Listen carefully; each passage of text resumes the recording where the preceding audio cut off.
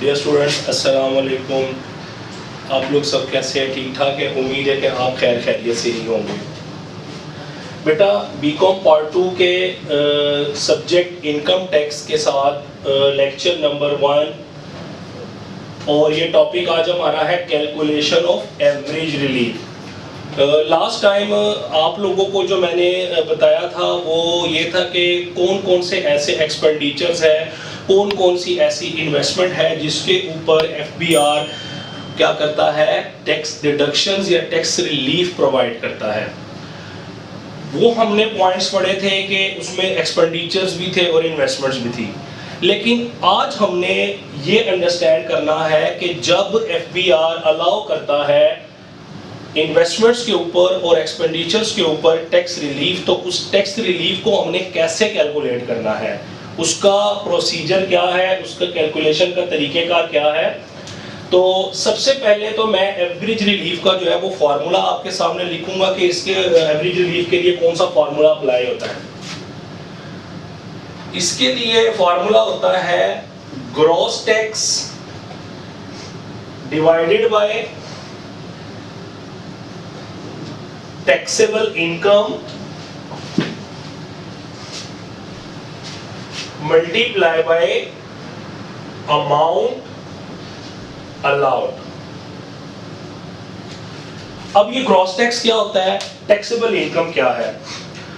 आपको पता है कि इस टैक्सेबल इनकम को कैलकुलेट करने के लिए हमें 5 जो हमारे सेक्शंस हैं उनकी सपोर्ट लेनी पड़ती है।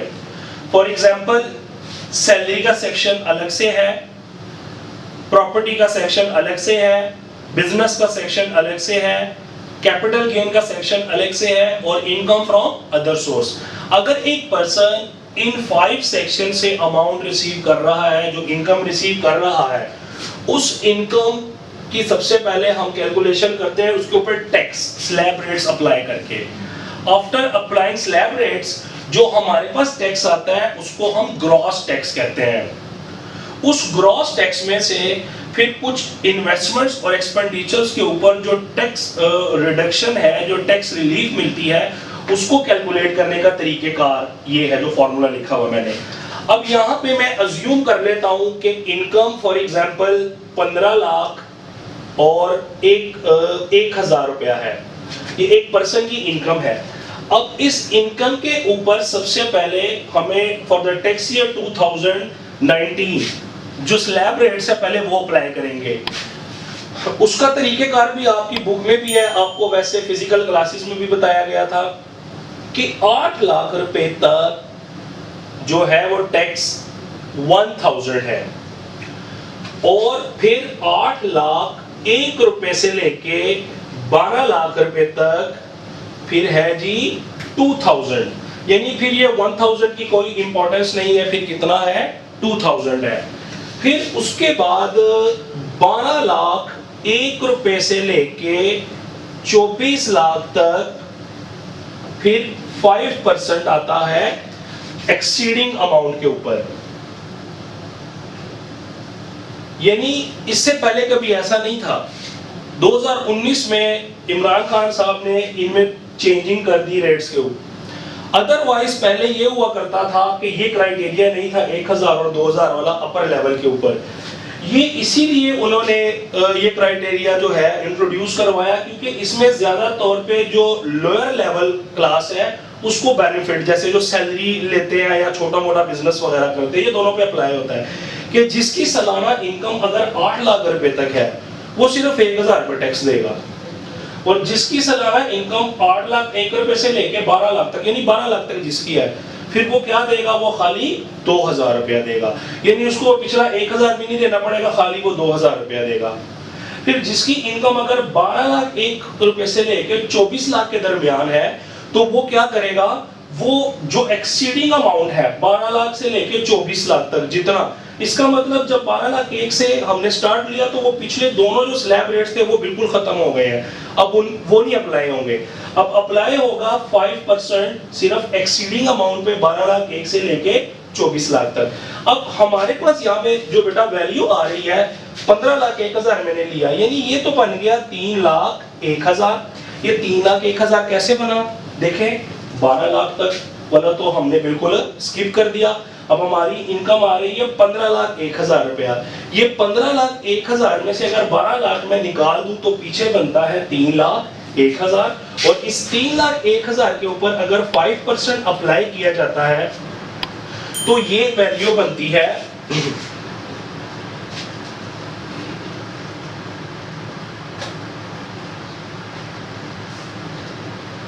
यानी ये 15,050। कितना टैक्स बनता है इसके ऊपर? 15,050 रुपए।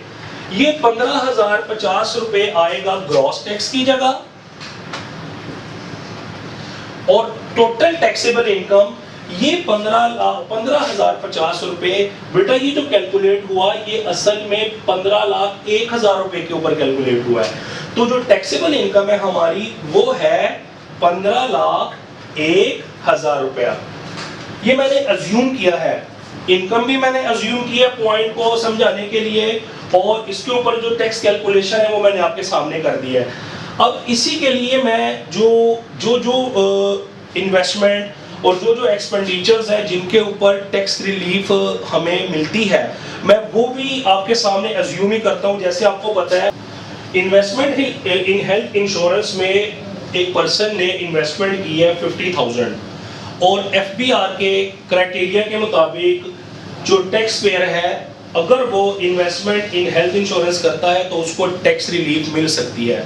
अब ये टैक्स रिलीफ कितनी मिलेगी 50,000 के ऊपर, ये हमें नहीं पता कि 50,000 की इन्वेस्टमेंट पे कितनी मिलेगी, लेकिन इसको हम कैलकुलेट कर सकते हैं with the help of formula जो मैंने आपके सामने लिखा हुआ है कि gross tax divided by taxable income multiply by amount allowed.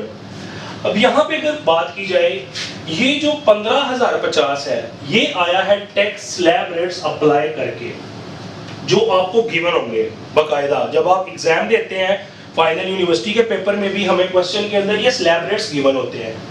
उसके बाद यहाँ पे मैंने अज्यूम किया था इनकम को 15,01,000 मीन टू से ये जो 15,050 टैक्स आया है ये 15,01,000 के ऊपर आया है और जितनी अमाउंट हमें अलाउड है जिसके ऊपर हम टैक्स रिडक्शन अवेल कर सकते हैं वो है 50,000। जब मैं इस फार्मूले को कैलकुलेट करूंगा तो बेटा मेरे पास वैल्यू आएगी 501। यानी अगर मैं इन्वेस्टमेंट इन हेल्थ इंश्योरेंस में 50,000 की क्या करता हूं इन्वेस्टमेंट करता हूं तो उसके बदले में मुझे जो टैक्स रिलीफ मिलेगा वो 501 मिलेगा। फिर जब मैं नेट टैक्स कैलकुलेट करूंगा, नेट टैक्स कैलकुलेट करने का फार्मूला होता है gross tax minus average relief. यानी ग्रॉस टैक्स था जी 15,050 और एवरेज रिलीफ कितने का मिला 501 का। इन दोनों को हम क्या कर लेंगे लेस कर लेंगे तो बाकी हमारे पास क्या आ जाएगा नेट टैक्स आ जाएगा जो टैक्स क्या करना है पे करना है। आज के टॉपिक में आपने एवरेज रिलीफ की कैलकुलेशन के बारे में अंडरस्टैंड किया है। लास्ट टाइम जो टॉपिक था उसमें मैंने आपको बताया था कि किस तरह से कौन कौन से एक्सपेंडिचर्स है कौन कौन सी इन्वेस्टमेंट्स है जिसके ऊपर टैक्स रिलीफ मिलती है। आज आपने प्रॉपर कैलकुलेशन का जो तरीकेकार है उसको अंडरस्टैंड किया। होप सो कि आप लोगों को समझ आई होगी। इसको आप लोग अपनी बुक्स में भी चेक कर सकते हैं, ये कैलकुलेशन को आप अंडरस्टैंड कर सकते हैं और इसके रेलेवेंट अगर कोई आपकी क्वेरीज होगी कोई क्वेश्चन होगा तो इंशाल्लाह ताला वो आप ऑनलाइन सेशन में भी इंशाल्लाह ताला क्वेश्चन कर सकते हैं तो आपको इसका बाकायदा प्रॉपर जवाब वगैरह इंशाल्लाह दिया जाएगा। अब मैं आप लोगों से इजाजत लेना चाहता हूँ। ओके जी, अपना ख्याल रखिएगा। अल्लाह हाफिज।